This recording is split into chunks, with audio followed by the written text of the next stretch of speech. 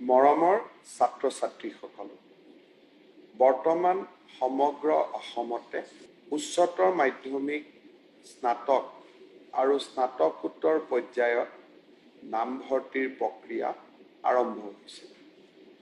ইতিমধ্যে বহুতো মহাবিদ্যালয়ত নামভৰ্তিকৰণৰ প্ৰক্ৰিয়া সমাপ্ত হৈছে। দুই এটা অভিযোগ মোৰ ওচৰলৈ আহিছে যে বিভিন্ন মহাবিদ্যালয়ত এইবাৰ ছাত্ৰ ছাত্ৰীসকলে বিনামূলীয়া নামভৰ্তি কৰিবলৈ যাওঁতে কিছু অসুবিধাৰ সন্মুখীন হৈছে। অসম চৰকাৰে প্ৰজ্ঞান ভাৰতী নামৰ আঁচনিখনৰ অধীনত যোৱা কেইবাটাও বছৰে বিনামূলীয়া নামভৰ্তিকৰণৰ ব্যৱস্থা কৰি আহিছে। এইবাৰো আমি মহাবিদ্যালয়সমূহক নিৰ্দেশ দিছোঁ যে যাৰ বাৰ্ষিক আয় 2 লাখ টকাতকৈ কম তেনে পিতৃ মাতৃৰ সন্তানক যাতে মহাবিদ্যালয়সমূহত বিনামূলীয়া নামভৰ্তিকৰণৰ সুবিধা দিয়া হয়।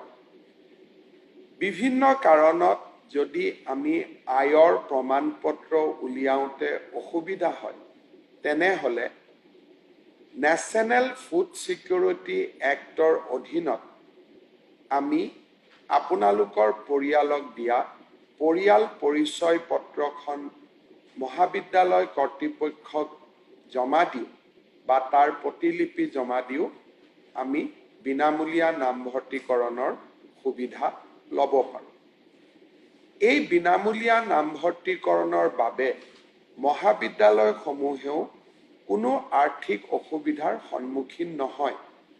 বছৰি প্ৰায় 110 কোটিৰ পৰা 150 কোটিলৈ বিনামূলীয়া নামভৰ্তিৰ মাচুল আমি মহাবিদ্যালয়সমূহক উভতাই দিওঁ।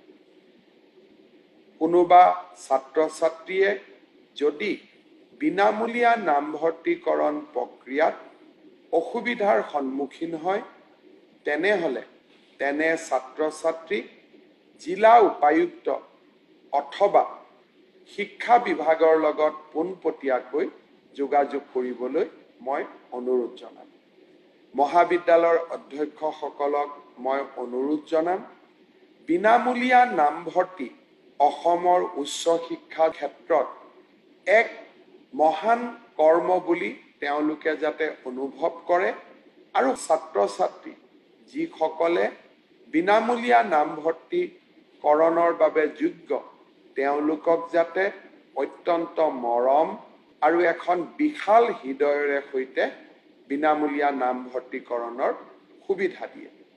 মহাবিদ্যালয়ৰ অধ্যক্ষসকলকো মই 10 জুলাইত লগ পাম।